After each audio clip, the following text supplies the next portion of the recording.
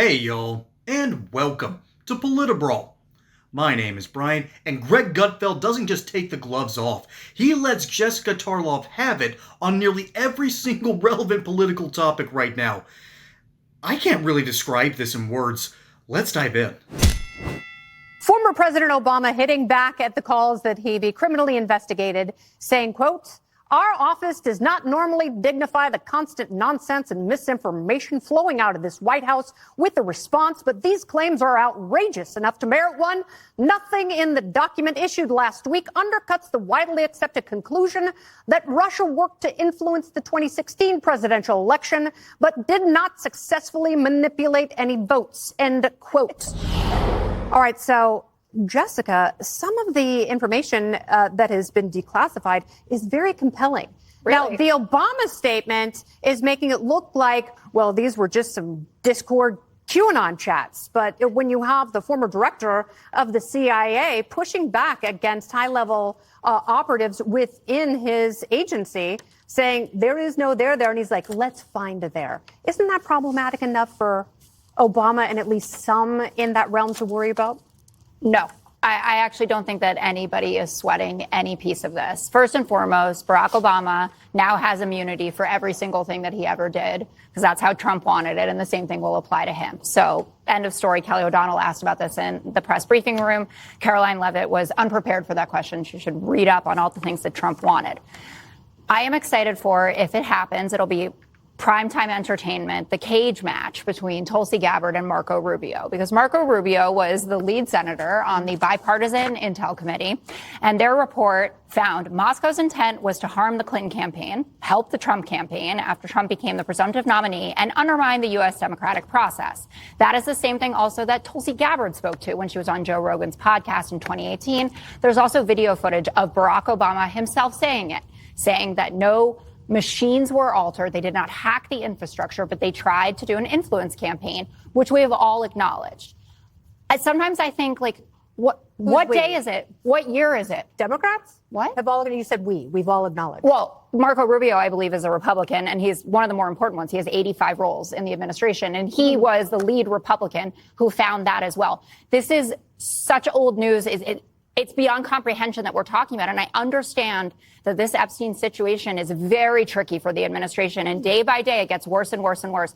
But they are pulling out all of the greatest hits to try to inflame the minds of their most, conspiracy theory addled base, so that they hear Brennan, Clapper, Obama, Hillary, and they get activated. And suddenly they won't be mad at Trump anymore for not releasing the Epstein files or whatever he had to do with any of it. It's preposterous that we were talking about Hillary Clinton's emails again in year 2025. We spent years on this story. No, let me. We had to take this story seriously for years, and it was false. It wasn't false. No. For people to understand what happened, all right? Because the problem with this story is that nobody knows what you're talking about. When Trump won in 2016, the intel community concluded that Russia didn't have a hand in his victory. Instead of accepting the inclusion, Obama determined and wanted a new conclusion. So he sent Brennan running to come up with a new conclusion, that there was some kind of trivial involvement that then they could feed out to the media. And coincidentally, dozens of news organizations said that Trump was in bed with Putin and that somehow Brennan knew. How did he know? There was no proof. There was no proof. Why did Durham do nothing then? But no, let me finish. They amplified a false conclusion that Trump colluded with Russia in 2016.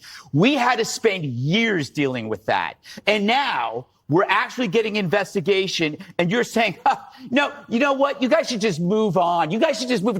You're saying the same effing thing about Biden's brain. You guys spent 4 years telling us that Joe Biden was fine. You covered up for an invalid. And then when we get the truth, it's like, oh, you know what? It's time. We got to look forward. We got to start talking about what's there. And you can bring up Epstein all you want. We, unlike Democrats, we can handle 2 things, 3 things, 4 things at once. Doesn't seem like it. No. Have you been listening to the right lately? The right is more on top of Epstein than the Democrats are. The Democrats never cared about Epstein until they saw a political motivation. The right was into the Epstein story because women were being sex trafficked. We actually cared. But now you're like, ooh, Epstein, a political angle. Ooh, this is fantastic. Save me your selective outrage. That might have been the best political rant I have ever heard, and Jessica Tarlov deserved every single word of it. I've defended her to some degree because I've always said that she's one of the more workable liberals who can actually have a conversation with people, even though she has 2 brain cells fighting for 3rd place. But that might have been the dumbest, the most ridiculous attempt by Jessica Tarlov to try to move the narrative in some other direction.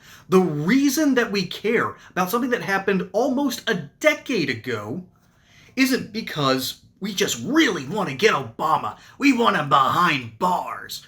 That's not what we want. We want some modicum of justice. We want to understand why this keeps happening. We want to understand where does this deep state actually lead, and who's actually running things. We just watched 4 years of Joe Biden being used as a puppet by something called the Politburo. That was his gang of advisors. That was a very small clandestine group of people that didn't even include his entire cabinet. All right, Mayorkas was not part of it. Becerra was not part of it, although Becerra has been... Am I thinking of Becerra, or am I thinking of someone else? Anyways, even some of the top cabinet members weren't a part of it. It was close aides and Jill Biden. Hey, y'all. Experts say they rig the markets, print the money, and manipulate the system. But here's the truth. They can't print gold. While the dollar weakens, physical gold and silver stay real, tangible, uncontrolled. When banks go digital and emergencies lock you out of your own funds, gold and silver won't need an internet connection or government permission. Their value is outside the system, a time-tested insurance policy against tyranny, inflation, and economic resets. So don't wait until the trap is sprung. Own what the elites hoard behind closed doors. Physical gold and silver off the grid, because when the system fails, real money talks. And to help you learn more about owning physical gold and silver, we have partnered with the great company Goldco, which supports this channel, which we deeply appreciate. So check out politbralgold.com for more info and see if you might even qualify for free silver. That's politbralgold.com. We want answers as to why Barack Obama acted in the way he did in 2016. We need to know why the FBI and CIA seem so compromised at the very idea of a Trump presidency. We need to know why Barack Obama decided to open up a can of worms about a already disproven at the time of it being released, the whole idea that Trump was a Russian asset. They wanted to up the ante. They had already invaded Crimea in 2014 as a response to the U.S. trying to overthrow the elected government of Ukraine and take Ukraine out of the near abroad sphere of Russia. That is their attempt to sort of regain the Soviet Union, so to speak, and move it into the U.S. sphere. That's something that Russia has long feared more than anything else. And I'm not trying to carry water for them because Russia keeps on invading its neighbors over and over and over again. That they're not exactly a country to emulate here.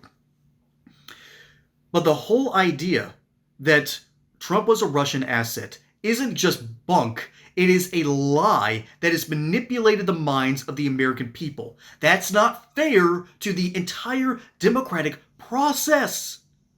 When you have a whole country built on lies, it's like the Chernobyl series on HBO. What is the cost of lies? Every time you lie, you incur a debt to the truth.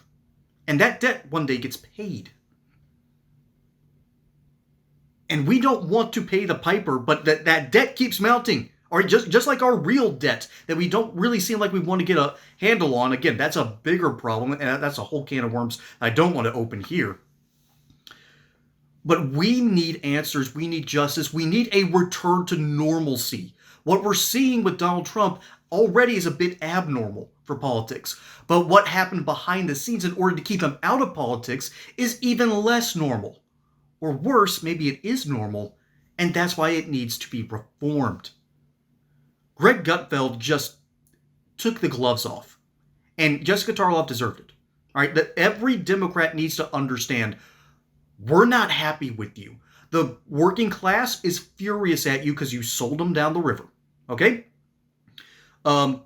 Minority voters have realized that they are currently being outcompeted by all these illegal immigrants. They're not happy with Democrats. The entire Democrat coalition is breaking apart because Democrats don't know what they actually want. They keep catering to this managerial style, rich white liberal class. If you're a fan of What If Altis, he just released a great video the other day about this. And it's really long, by the way. But there's a point to be made here. We need to understand what is actually governing us.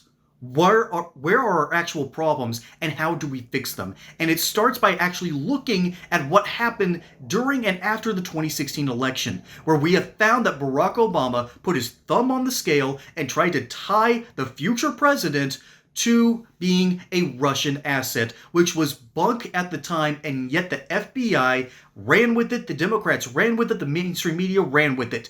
This is a problem, and it keeps happening, and it needs to stop.